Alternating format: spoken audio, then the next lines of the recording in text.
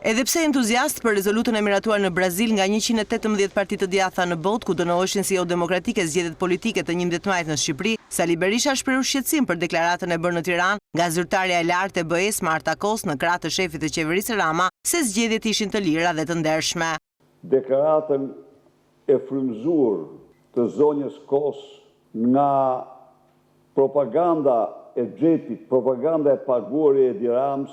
Lehtësi për opozitën duke se është reagimi i zëdhënësit të Komisionit Evropian, i cili sipas kryedemokratit shprehu qëndrim korrekt të komisionit. Të papajtueshëm me qëndrimin e Marta Kos, një adhuruese pa kushte për arsyet e saj të Edi Ramës dhe bëmave dhe gjemave të tij.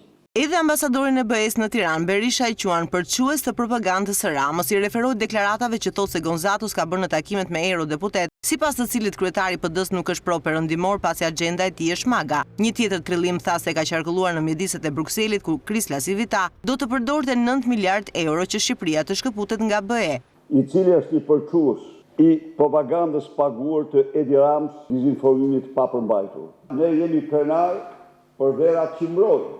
Dhe nuk mundet kur njëri nga pozitat e ekstremizmit të majt të bëjë gjashtë shtrigash kundër programit tonë. Këto shpifje, tha Berisha, nuk e dekurajon opozitën në qendresën e saj. Ky vokacion, tha kreu demokrat, u vlerësua edhe nga CDI, me zgjedhjen e tij zëvendës president të kësaj organizate.